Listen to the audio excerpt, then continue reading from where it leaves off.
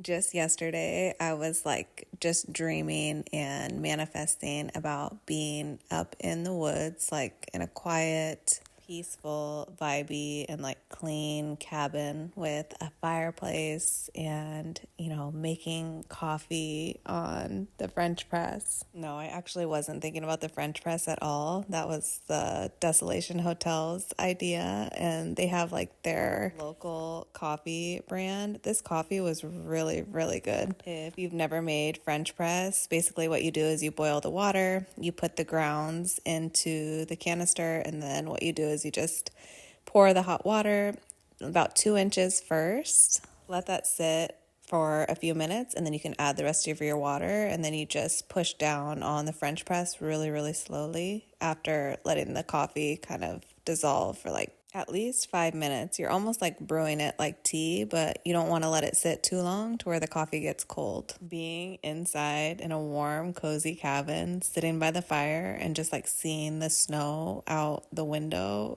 like drinking coffee in a robe with literally nothing else to do is probably one of the best feelings in the world. I was dreaming of snow, but just didn't expect this much snow. The sidewalks were so icy too, and the aspen trees were just so beautiful. We came home and the fire was just like lit for us already. This just goes to show that if you are like manifesting something and you keep creating that scenario as if you've already lived it in your head, it will happen for you and it will become a reality really, really quickly, because this did not even make it onto my vision board, onto my manifestation board, and it just like became a reality.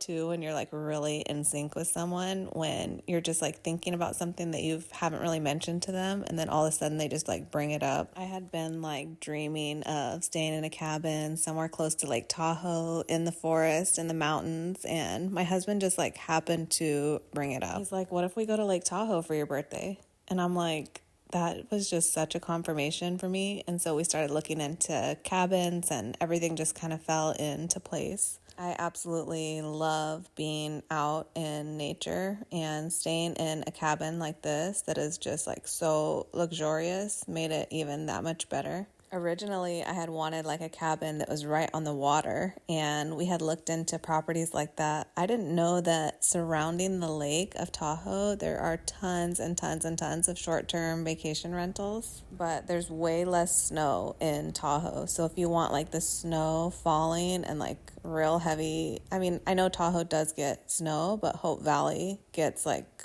a lot more snow. And then being right on the lake in Tahoe, you're not really secluded. Like, you are up in the mountains, but you're not really secluded in the mountains. Whereas if you go into Hope Valley, you're literally going to be in the middle of nowhere. Like, you're not going to have any service. And we did not know that. I just looked at the reviews for the Desolation Hotel and found that it was a cabin. It was in a very isolated area that was gorgeous. And we went ahead and booked it and ran with it.